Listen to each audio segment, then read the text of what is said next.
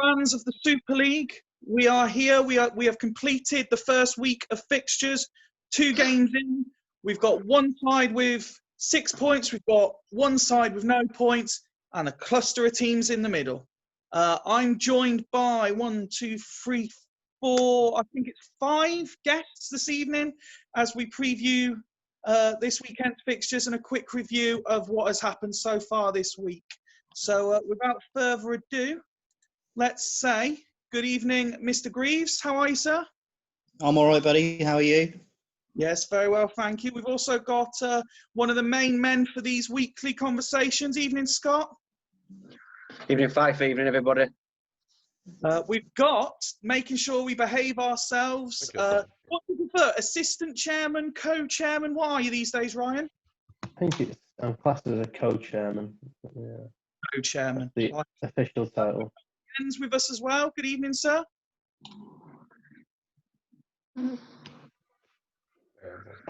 To Jens? He was here. Can you hear him? He's gone. I don't think he's got his audio on. Yeah, I have. It's okay. He's back. I hear you now. Had to change to the computer. Sorry, lads. And let's see, who have I missed? Steve's just joining us as well. Scott, Ryan, Ian. I think that's everyone. Evening, Steve.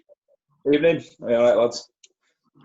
Good, good. You're glad to know you haven't missed anything other than possibly the worst introduction link I've ever managed to do while I try and say hello to everybody.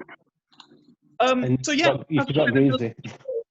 As I said in the little intro there, we are obviously only 2 games in, but we've got Bostock Stanley sitting pretty at the top already, 6 points, 2 1-0 wins. Ryan, let's start with you as co-chairman. What have you made? Obviously, it's too early to look at league positions, but are you starting to see patterns emerging from those first 2 games? Like say, 2 1-0 wins, seeing them top of the league? Yeah, you can definitely. It's different from previous years because I'm not really looking at myself. I'm kind of looking across the league. You can definitely see which teams are quite comfortable in their 11s, which teams really knew what they were looking for in the transfer window, versus a few teams which kind of have basically bought players in the transfer window and not signed them, and not started them. I've been quite impressed with how level the league seems to be. I don't think there's any team that's going to run away with it. And based on the squads, I don't think there's any team that should be languishing at the bottom for the season. So, I've been quite enjoying it so far. I don't think there was any game on Sunday which I thought I could confidently predict the score before the game. Whereas last season, I thought there was a few which kind of were foregone conclusions. Now, please forgive me if I get this wrong. I am still, I'll be honest, with all the new fans and everyone changing their names, I'm struggling to remember some of who is who. So if I've got this right, Scott, are you Bostock? I'm Bostock Stanley. So you must, thank God for that. I've got 1 for 1 so far. So you must be delighted with the start you've made. Yeah, obviously delighted. Sort of been chatting to a few of the guys throughout the week and sort of mentioned that, the performances haven't been fantastic. The games haven't been brilliant for the neutral. But ultimately, we're in a race to get 40 points. So to get 6 points out of 6 on the board in the first 2 games, while the team's still gelling and I've still got a couple of players missing, then obviously for me, it's an ideal start. We've not conceded a goal yet. So yeah, delighted. Good. And just behind you, there are 3 teams with 4 points. Officially second at the moment are pre-season favourites, Gazelles. Jens, I'll start with you. I'm guessing it's no surprise. Again, we are only 2 games in, but no surprise to see them already near the top of the table? No, I mean, they look solid as a squad and with an experienced manager, and I guess they were favorites for most of you guys, so no surprise at all. They had a lot of strikers injured, I think. They're going to be very difficult to meet when they get everyone fresh. No, absolutely, absolutely. And someone also on 4 points, Mr. Greaves. the team that everyone predicted to finish bottom, Locomotive Boston. You're the highest newcomer, again, after 2 games, but you equally must be delighted. Yeah, as I put out in my angry rant the other day, I'm happy to be where I am, but I didn't expect Churchtown to be able to beat me with the squad that they had. I think a lot of people are overlooking the qualities of my side because it's the joys of the Super League. But I think I've got a lot of people that will shock, and I don't think, although my setup, I can be broken down. I don't think I can. Literally, I conceded 2 mistakes, but it's going well. If I just got to if I get Amoruso firing properly, because he's worrying me that he's now gone 2 goals without a game. Elbear's going to score, but it's just Amoruso when he chips in. Then I think I'll be fine. Can I just chip in and say that I'm one person who didn't say that Locomotive Boston would finish? Oh no, you're the only person, right? I absolutely love your midfield. It might be an aging midfield, but I think it's great. But if you look, I'm just looking. I think a lot of the people judge my side on age because because I've got Petit, Simeone, and Effenberg. I love Effenberg in the centre of midfield. Every save I do, I try and sign Effenberg at the end of because the way on my home saves, I play my formation I'm playing now. It's that one centre mid position is the troublesome position. When the draw was going on, I wanted team 14 because I wanted Effenberg. And I raised a lot of eyebrows with the transfer that I did to get Effenberg in. But I know he's going to tick boxes for me this year. And so far, he's got a goal and an assist. And it'll rack up throughout the year and people will be surprised. Yeah, I mean, without question, as you say, he's the player that I think has been highlighted in both of your games so far. And he started well. So for your benefit, long may that continue. Joining you on 4 points is everyone's favourite Scottish dynamic duo, the Haggis Hunters. They're up there as well. Churchtown, just a point behind on 3. And then Steve. We've got Dudley there, just inside the top 6 after 2 games. 3 points after your tremendous victory midweek against with 10 men, I should say. Congratulations on that first win. I know you were delighted by your post-match video. Yeah. Again, I don't think in a way I might have won that game if last week's game might have gone the way it was either. I think there's a lot of swings and roundabouts. I think you're going to get luck, not get luck, and I certainly got lucky this time. Whereas last week, obviously lucky with other lads. But yeah, listen, it's you have to be that looking saying, "Oh, I'm sat 6 at the minute," because it's 2 games in, and maybe 5-6 games in, you could probably start getting a look at where you may be thinking you may be able to finish, or where you may be able to push to, or where you may be in fear of dropping to. But yeah, obviously, delighted just to get the first win under the belt, really. Like I said, I've got to take me off massively. Agreed, you haven't been beat yet. And again, I want one when we were predicting about them being towards bottom. I was just going basically on squads when I were picking. But generally, Spartak as well. When I said they were going to be down, just because of sheer squad they had performed really well so far. So I think it just proved it's been so difficult. I think it's more testimony to the job that Martin and Ryan have done in getting it so evenly balanced across it. And I don't think that any predictions can be made till, like I said, never even mind, probably 10 games in before you're going to start seeing a settling in the line. No, it's definitely fair. I mean, in any sort of walk of football life, they always say judge after 10 games. Maybe it could be a little bit shorter in the Super League because there's only 26 games in the proper season. So maybe after sort of 7-8 games, we might start to see it. But it's a valid point. Scott, I'm going to ask you about Fulchester because I know Ryan, obviously, with his connections, has had a bit of a say. They're playing it down. They're sort of playing that. They're doing what I would do.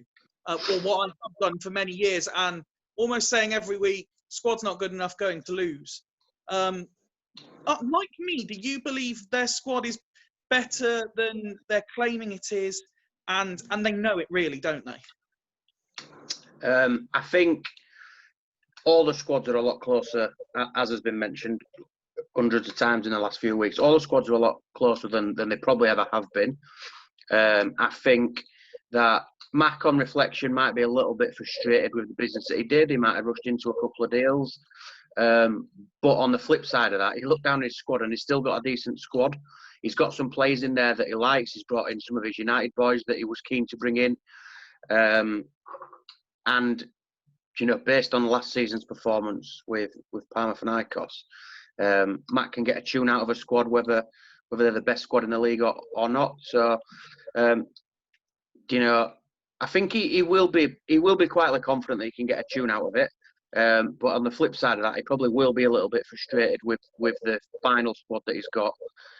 Although he has got some of the players in that he wanted, probably cost himself a little bit of quality to get them in. But make no mistake about it, you know, his squad's nowhere near as poor as he's making out it. I think it's probably just a little bit of frustration. I think once he finds a system to get his best players ticking, I think he'll do fine. No, absolutely. Joining them and Dudley on 3 points are Sloths, who Steve mentioned a second ago, and also ourselves after our opening day win. Obviously, Jens, you were obviously on the receiving end of that victory for the Devils on the opening weekend. A lot of people, and I think it's more to mock me than anything, are hyping up just how good my squad is. Is it a top 6 squad in your opinion? I mean, I know what I think, but you know, I would again be biased about my squad, so it's better to hear what outside of that thinks. Well, I agree with what everyone is saying. Actually, that I think pretty much all squads are very similar in terms of quality. I think it's a lot of quality in every single team. But looking at your team, I think it has the potential to be up there. Definitely. It's interesting to see how you use Barry Ferguson as a defensive midfielder. I think if that works, then I think you have a great team. I mean, all I'm going to say is when he was playing defensive midfielder where, and I quote, he can't play, he got a 9. When he played centre midfield where he is a world beater, he got a 6. I'm saying I remember he played the Hulstad when he got a 9. Who are the team that I said will definitely be in the top 6 and possible winners. Let's see. Ryan, I'm going to ask you about Northern Burn. They're, again, only 2 games in, but they're down there on 2 points. But the important thing about those 2 points is they're unbeaten.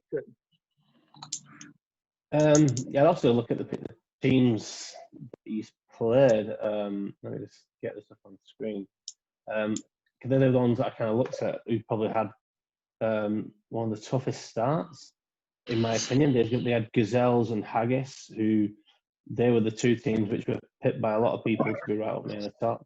I think that Northern Burn might not have been as much business as they did in last versions of the Super League in terms of getting the kind of Galacticos squad, but I think he's got a really good team there, and I think he'll be quietly happy with those 2 points. Unbeaten, only 2 goals conceded against that Gazelles squad who absolutely hammered hammered Leathersfield last week, and Haggis haven't really been off to a flyer, but obviously much fancied. So he would definitely the better team in that game away from home. So I think Ian will be really happy with how he started. I like his squad. I don't think there's any weak points. Very similar to Bostock in a way. I think it's a. Do you mean? I think it's a squad which is going to be probably before the season started was overlooked. Obviously, Bostock was started off great with 2-1-0 wins. That could have easily been Northern Burn, except the 2-1 all draws. So I don't think Ian will be worried about his start. I think they'll be looking up the table, definitely. But they've got a really tough game this weekend, actually. So that's the other side of that. Greavy, I'll bring you in because next is a cluster of 3 teams on 1 point. We've got Dragons, Astor, and Leddersford all on 1 point. Should any of them feel unfortunate to only have 1 point at this stage? And which are you expecting to turn it around quickest? I think Leddersford will turn it around quick because I was blessed with Barthez in goal in that first game. He weathered the storm and took a point away for me. I think Dragons have got too many chefs spoiling the broth, if you know what I mean, with 3 heads talking about what you can have an assistant guide you, but co-managers, less to be seen. You've got people that favour different tactics. And as we saw in yesterday's brilliant stream, they've all got different ideas on who should be playing. And the results differ. And I don't think you can be chopping and changing your formation. I never like changing formation all the time. I don't think the team benefits. So it's one of those. I think Leddersford will come good. They've got so much firepower, and those three CDMs are just solid. He's got a sly back 5, and the rest will just come good. No, absolutely. And then finally, Jens, we'll come back to you. Vikings, unfortunately for yourself, 0 points from 2 games. I know from your videos and some of the chats we've had, you are disappointed. But like me, are you confident that it will turn around very quickly for you? Because I firmly believe your squad is. I know everyone's saying that they're all sort of fairly equal, but when I looked at your squad in the draft, obviously I was picking out as contenders, and I'm confident that you'll turn it around quite quickly. Well, I have to say it's been kind of a little bit of a shock for us to join the Super League, because going in there, our thoughts was to play the way we usually play on our home saves, and we were pretty confident in what kind of success that would give, because it always works to play narrow for us. It always works to play with 1 or 3 strikers. But I mean, when you play in the Super League, I guess you give away the whole side, both sides of the pitch in every game, and you meet Cafu and you meet Dede and Zanetti and the best wingbacks, the best wingers every game. That can be a little bit different. So I know we said we sent the team already, but got confirmation from Ryan that it's possible to change that before Saturday's deadline. So as you can see, we're sitting here, me and my assistant, working out how to try and just try to find the right tactic that ticks not only in the home save but also in the Super League. So we're trying a little different things now. I really like our squad. I think we got every chance to get the points on the board, but as Greaves said as well, it's not a good thing to keep changing the formations. So we need to find one tactic that works and go from that. And that's what we're doing tonight. On the subject you've raised there about wide men, I just want to give a little shout out to, I hope I get the Twitter handle right, was it Champman Swans who put that brilliant presentation together about wide v narrow after 2 games in the Super League? I hope, as someone who's thrown out the occasional spreadsheet to do with Super League analysis, I hope that I'll get to work with him again very soon on a few other ideas that we could put together, because we love the fans getting involved in any guys, and it was brilliant to see. Guys, let's look ahead to Sunday. 7 again, very hard to call games in theory. Up first is Astor versus Locomotive Boston. So, Greasy, how are you feeling ahead of it? I'm quite confident. I've made a few changes. I like to make a couple of changes each game. I've got a full squad to choose from, but Alf does concern me. He said he's keeping it the same formation, but they look a bit like a wounded animal at the moment, and they can either go one or two ways. He'll either roll over and let me attack down the wings, or he'll just punish me through the centre. And Wiley is out. He's I very know wide. it is, and he's also got Shevchenko and Henry up front, and you can't ever count them off. No, And absolutely. he's got Liverani there, and I tried to get Liverani off him, but he was having none of it. So, Ryan, you going to throw out a prediction for me for that one? Oh, that's a tough one. As kind of Greasy said, if it goes down the middle, then Alpha will overpower him and get the victory. If it goes down the outside, then Locomotive Boston have got every chance. Get off the fence, Ryan. I know. I say, look, every prediction is to go or draw.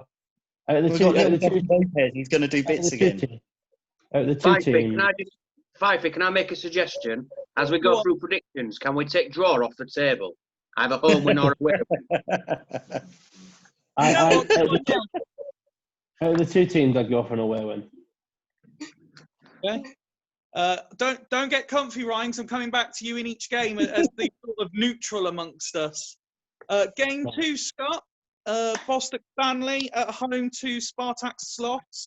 Are you concerned about the what's the best word to describe the partnership going on at Sloths at the moment? I'm not entirely sure. Are you concerned about what they might be coming up with? No, we've seen what they're coming up with. We expected it to be exactly what it was. Not concerned. 1-0 home win. Are you agreeing with that assessment, Ryan? I think David Collins hat-trick, 3-1 Sloths. Game 3, and Steve, you've been quiet for a little while now, so I'll bring you in because none of us are involved in Game 3. It has the potential to be game of the night, in my opinion. I don't know if you agree. Churchtown versus Gazelles. Oh yeah, definitely. I mean, obviously, Craig got real good. I think it's first time somebody's put somebody to the sword, so to say, but that 3-0 win on Sunday. So, I mean, obviously, everybody's looking at that squad and just thinking how strong the players are. Again, it's what people are saying about having a few weaker sides, weaker players in to sort of knit the team together. And obviously, from being a fan of it up until these last couple of games, Kieran, he's obviously knows what he's doing, and I can see possibly Gazelles coming unstuck for the first time this weekend. Oh, are you going to back that up as well, Ryan? I don't know. I mean, a lot of people have been saying all night how level the squads are, and I think at the start of the transfer period they were, and I don't think Kieran did good business. One of the reasons for that, I think he didn't want to have too many players that he had last time round. I mean, look at his star player. I think he's got Zanetti.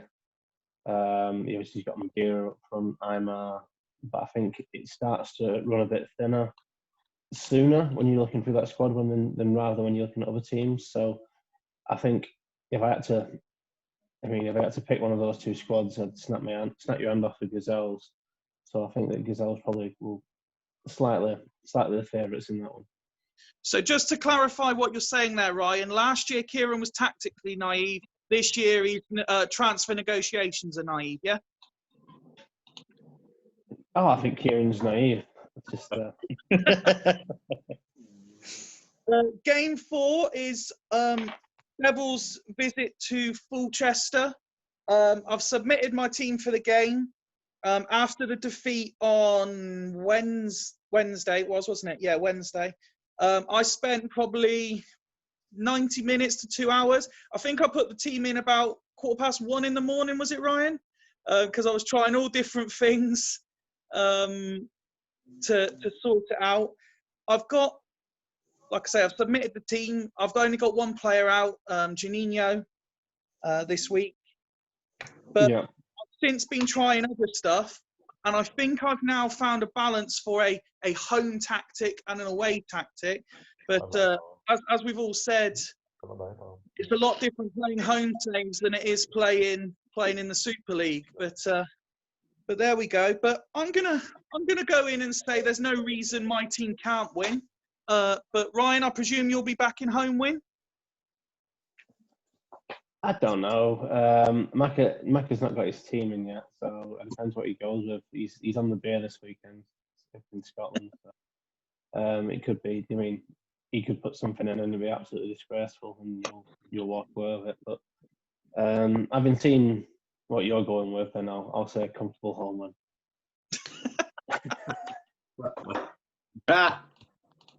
Yeah, game 5, your home game to Dragons. Is it too early to call it a 6-pointer? Yes. I've been given predictions 2 times now and it didn't work out, so I'm gonna let my assistant do the talking now. Pass it on to Kim. Evening, lads. Evening. Predictions, I will say 3-1. I think our strikers will kick it off on Sunday. This is the night, is it? Yeah, it is. I hope so. Will How there many be a strikers are you Yeah, playing, but- Jens? first win? First win, yeah, we're gonna have the first win. We just have to find the right tactics first. How many strikers are you going to play, Jens? You know, have you worked that one out yet? You'll All know by tomorrow. I know that's tomorrow. Again, we've got a neutral game, so I'll bring Greavesy back in. Leddersford v Haggis Hunters. What are you thinking for that one? I think Leddersford will sneak it. I think Haggis have concentrated too much on the defence and shipping out Saviola and bringing in Salas is just give all hope away. Again, I'm slagging off Salas, but I don't think he's going to cut the mustard. He got 6 last week, and they're playing at home. You can't perform like that. Listen, Not off your sole striker. If your sole striker's getting a 6, you're not going to win the games that you want to. And Vieira didn't put as many tackles in as what you'd want. I think he's just coasting in that Haggis side. Stirring up the pot again is what I got to do. That's what we're all here for, pal, to stir the pot and play mind games. Final game, Steve. Northern Burn against your good selves. And I believe, schedules permitting, you're both on comms as well, which I can't remember many times that 2 managers playing each other have appeared on commentary. Yeah, well, I think Ian's turned around and said that he was. I was wanting him to sort of stop me talking as much rubbish, if I'm honest. But I've reverted back to my formation for first week because I limited them lads to 3 chances, I think it was, and Ian's created a lot. Obviously, away from home up at Haggis last week, he got better of their chances again, which it showed, same as what Greavesy said. They're not creating too much up top. Considering some of the players have got, they're probably weak in the main striking position. But so I've reverted back to formation that stopped chances. But again, I was at home, and I don't know, very tough game. I wouldn't be surprised to see another draw, if I'm honest, from the inside. I'd be delighted if I can get a win, but Viduka earned his coin last week, so he's back up in top end with Ronaldo behind him, and we'll see how that pans out. But no, I think it'll be a really tough game for us. And the problem being is it goes on Ian's due a win, but we've had a loss, so depending on the game itself, I think it's probably one of the toughest ones to call this week, even if I were bobbing an eye over it as a neutral person. Well, let's go to a neutral because I've gone past him and he thought he got away with it. So, Ryan, I believe there's 3 games there you need to put your predictions in for. You've set Hull's Dragons, Leddersford Haggis, and Burn v Dudley. I fancy Hull's this week. I think they'll get there. I think they've been unlucky the last couple of weeks. I think they'll get over the line. Leddersford Haggis. Just for a little bit of just to give Hodgie a bit of a jump start. I hope he gets the win. It's a tough game though. I think as Greavesy kind of said, I completely agree with Greavesy actually that I thought the selling Salas for Zinoni was an absolutely mad deal. And they've actually definitely stepped backwards there. But I do think that Haggis has got a lot in the bank. So yeah, if you're asking for a winner, I'd say Leathersford, but it'll be close. And that last one I agree with, right? Yeah, I can't pick a winner at all. That definitely could go either way. Purely for the fact that Northern Burn are at home, I'll probably give the win to them. No, it's interesting stuff. Listen, guys, that's just about it. So thank you all for joining me. Good luck to all of you in your games. Ryan, I hope you enjoy the evening, whether you've got 1, 2, 3 people on with you. I presume you're on the show with Martin Sunday, are you, Ryan? Yes, well, that's the plan. Yeah, yeah. And we've got I think we've got something special next Wednesday as well, which I'm gonna keep as a surprise until the actual go live. Well, I look forward to finding out what that is. Listen, Scott, thank you very much. Jens, No worries, thank cheers, you. pal. Steve, Greavesy, thanks, guys. Good luck to you all on Sunday, and we will see you all again next week when we review it all again. Until then, good night. Night, lads. Cheers, guys.